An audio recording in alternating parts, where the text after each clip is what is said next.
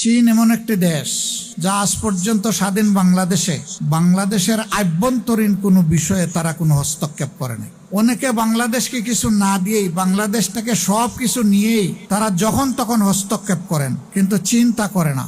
চীন অবিরত বন্ধুর পরিচয় দিয়েই চলেছে।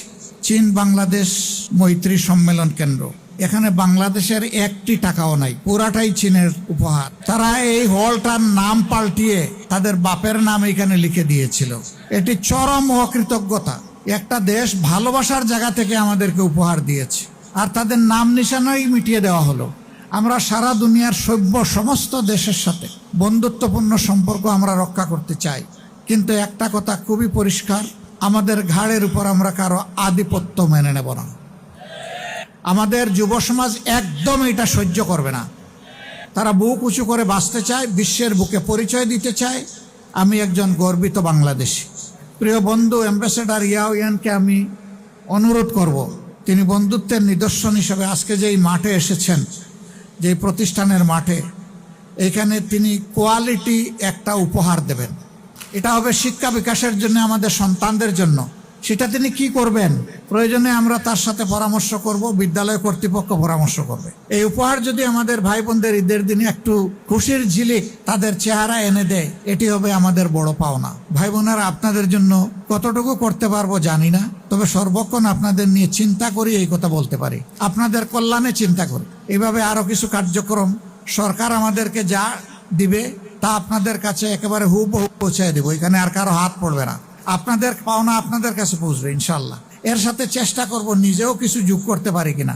চীনের সাথে আমাদের কূটনৈতিক সম্পর্ক সুদীর্ঘ 50 বৎসরের। 1976 সালে চীন বাংলাদেশকে আনুষ্ঠানিক স্বীকৃতি দেয়, এবং তখন থেকে শুরু করে চীন বাংলাদেশের অন্যতম বৃহৎ আন্তরিক পার্টনার, উন্নয়ন অংশীদার।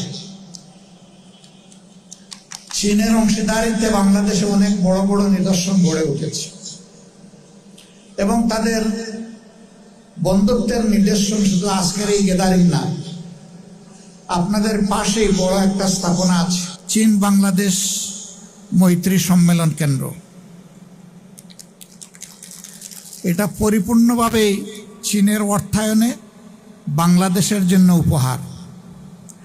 এখানে বাংলাদেশের একটি টাকাও নাই, পুরাটাই চীনের উপহার। কিন্তু বিগত ফ্যাসিস্ট আমলে আমাদের এই বন্ধুত্বের নিদর্শনটা হাইজ্যাক হয়ে গিয়েছিল। তারা এই হলটার নাম পাল্টিয়ে তাদের বাপের নাম এখানে লিখে দিয়েছিল। এটি চরম অকৃতজ্ঞতা। এটা হতে পারে না। একটা দেশ ভালোবাসার জায়গা থেকে আমাদেরকে উপহার দিয়েছে,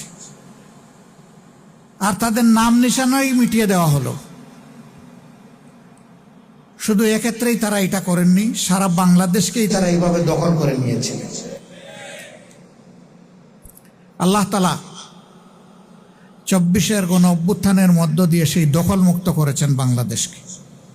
মহান আল্লাহ শুকরিয়া আদায় করি, আর যাদের ত্যাগ এবং কোরবানির বিনিময়ে দখলমুক্ত হয়েছে তাদের প্রতি শ্রদ্ধা জ্ঞাপন করুন। যারা নিহত হয়েছে আল্লাহ তাদেরকে শহীদ হিসাবে কবুল করুন। আহত পঙ্গুত্ব বরণ যারা করেছে আল্লাহ তাদেরকে সুস্থ করে দিন। প্রিয় মিরপুরবাসী এবং চীনের আমার প্রিয় বন্ধুগণ,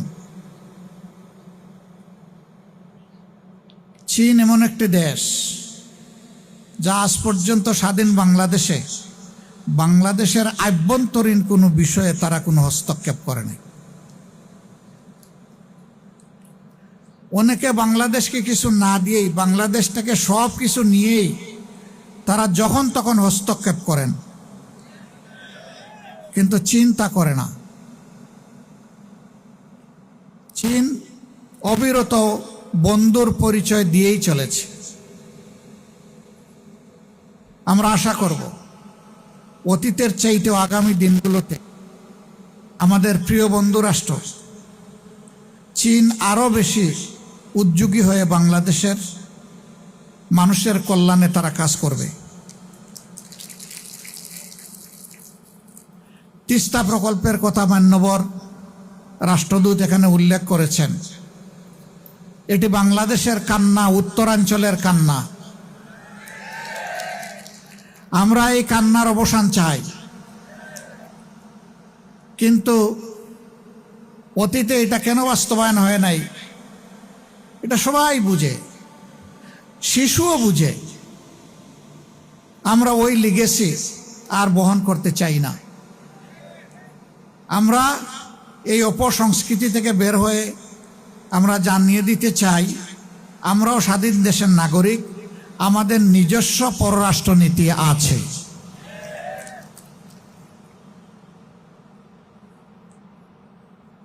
আমরা এই প্রকল্পকে শুধু সাপোর্ট করব না, এই প্রকল্প বাস্তবায়নে যদি আমাদের কিছু করার থাকে সেইটাও করব।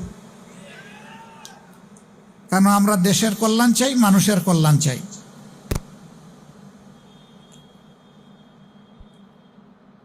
চায় না শুধু এই ক্ষেত্রে না, ইতিমধ্যে শুনেছেন 1000 বেডের 2টা হাসপাতাল করার সিদ্ধান্ত তারা নিয়েছে। এর পাশাপাশি ঢাকা বিশ্ববিদ্যালয় স্টুডেন্টদের জন্য বিশাল একটা হল নির্মাণ করে দেওয়ার ঘোষণা এবং বাজেট ইতিমধ্যে তারা বরাদ্দ করেছে। এগুলোই তো বন্ধুত্বের নিদর্শন। তারা কথায় চিড়া ভিজাতে চান না, তারা দুধ দিয়ে চিড়া ভিজিয়ে দেখিয়েছেন চিড়া এইভাবে ভিজাতে হয়। আমরা আশা করব আমাদের অন্যান্য বন্ধু রাষ্ট্র এইভাবে এগিয়ে আসবে এবং যার যার কর্মকাণ্ডই প্রমাণ করবে কে আমাদের সত্যিকারের বন্ধু। আমরা সারা দুনিয়ার সভ্য সমস্ত দেশের সাথে বন্ধুত্বপূর্ণ সম্পর্ক আমরা রক্ষা করতে চাই, কিন্তু একটা কথা খুবই পরিষ্কার, আমাদের ঘাড়ের উপর আমরা কারো আধিপত্য মেনে নেব না। অতীতে নেওয়া হয়েছে, এই বোঝা আমরা ফেলে দিয়েছি, এই বোঝা জাতি আর নিজের ঘাড়ে উঠাবে না। আমাদের যুব সমাজ একদম এটা সহ্য করবে না। তারা বুক উঁচু করে বাঁচতে চায়, বিশ্বের বুকে পরিচয় দিতে চায় আমি একজন গর্বিত বাংলাদেশী। আজকে যে বিদ্যালয়ের মাঠে আমরা এই অনুষ্ঠান করছি, আমি বিদ্যালয় কর্তৃপক্ষকেও আন্তরিক ধন্যবাদ জ্ঞাপন করছি, তারা আমাদেরকে সুযোগ করে দিয়েছেন। প্রিয় বন্ধু অ্যাম্বাসেডর ইয়াওয়ানকে আমি অনুরোধ করব, তিনি বন্ধুত্বের নিদর্শন হিসেবে আজকে যেই মাঠে এসেছেন, যেই প্রতিষ্ঠানের মাঠে, এখানে তিনি কোয়ালিটি একটা উপহার দেবেন। এটা হবে শিক্ষা বিকাশের জন্য, আমাদের সন্তানদের জন্য। সেটা তিনি কি করবেন, প্রয়োজনে আমরা তার সাথে পরামর্শ করব, বিদ্যালয় কর্তৃপক্ষ পরামর্শ করবে, করে শিক্ষার উন্নয়নে একটা উদাহরণ সৃষ্টিকারী কিছু করার জন্য আমি তাকে আন্তরিকভাবে আহ্বান জানাই। তিনি এটা করতে বাধ্য নন তার সরকারের পক্ষ থেকে, কিন্তু তিনি যে আমাদের বন্ধু, এই বন্ধুত্বের জায়গা থেকেই আমাদের সমাজের চোখ খুলে দেওয়ার জন্য আমি আশা করব যে এই শুভ উদ্যোগটা তিনি গ্রহণ করবেন তার সরকারের সহযোগিতা নিয়ে। অন্তত পাইলট প্রজেক্ট হিসাবে একটা জায়গায় যদি সেই উদাহরণ সৃষ্টি করা হয়, তাহলে বাকি বিদ্যালয়গুলো এখান থেকে উপকৃত হবে।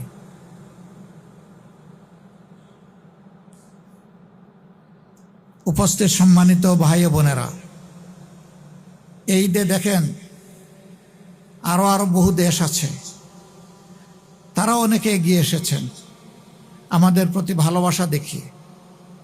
চীনও বিশেষ করে আমাদের জন্য এগিয়ে এসেছে এবং এটি একটি ধারাবাহিক প্রক্রিয়া। তারা গতবার করেছেন, এবার করছে।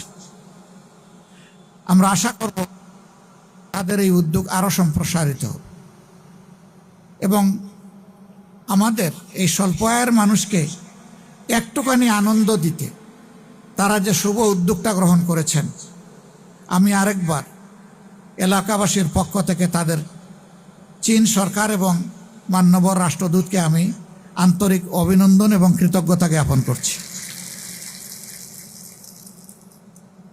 এই উপহার যদি আমাদের ভাই বোনদের ঈদের দিনে একটু খুশির ঝিলিক তাদের চেহারা এনে দেয়, এটি হবে আমাদের বড় পাওনা। ভাই বোনেরা, আপনাদের জন্য কতটুকু করতে পারবো জানি না, তবে সর্বক্ষণ আপনাদের নিয়ে চিন্তা করি, এই কথা বলতে পারি। আপনাদের কল্যাণে চিন্তা করি।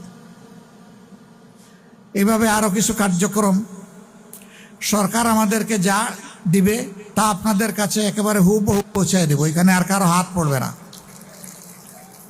আপনাদের পাওনা আপনাদের কাছে পৌঁছবে ইনশাল্লাহ।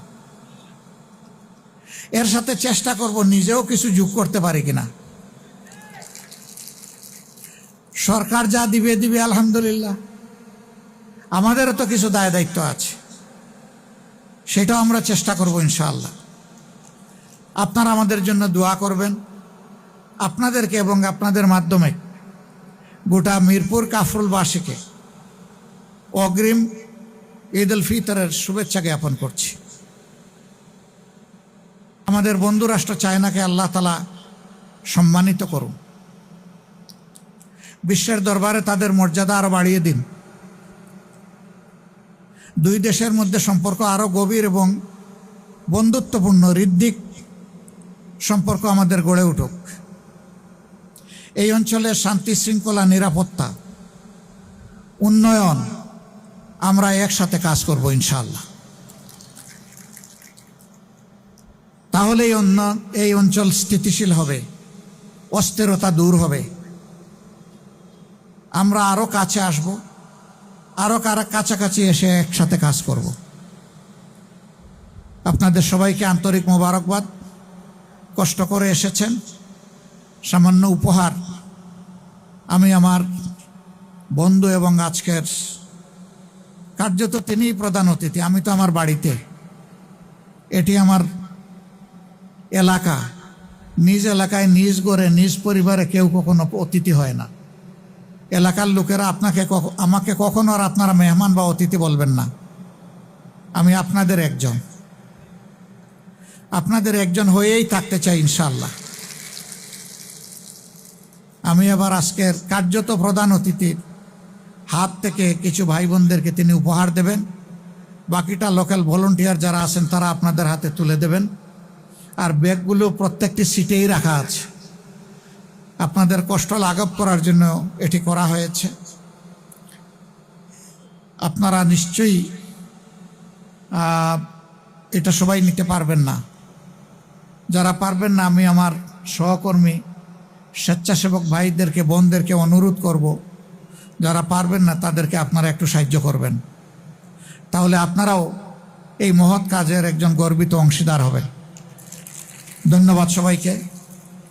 আজকের তামাম আয়োজন যারা করেছেন, এখানে মঞ্চে এসে আমাদেরকে সুন্দর তেলাওয়াত শুনিয়েছেন, তার ট্রান্সলেশন করেছেন, এবং বিশেষভাবে একজন সুপার বাংলাদেশি আমাদেরকে যেভাবে চাইনিজ সম্মানিত এক্সিলেন্সির বক্তব্যকে খুব সহজ সরল হৃদয়গ্রাহী বাংলায় আমাদেরকে বলে আমাদের মন জয় করেছেন, তাকে বিশেষভাবে আমি অভিনন্দন জানাই। আমাদের যাত্রা অব্যাহত থাকবে ইনশাআল্লাহ, ন্যায়ের পথে, কল্যাণের পথে, ভ্রাতৃত্বের পথে, বন্ধুত্বের পথে, উন্নয়নের পথে, শৃঙ্খলার পথে, স্থিতিশীলতার পথে, বিশ্বের বুকে পুরা অঞ্চলকে মাথা সোজা করে বুক টান করে দাঁড়ানোর পথে। সবাইকে অভিনন্দন। আসসালামু আলাইকুম ওয়া রাহমাতুল্লাহ।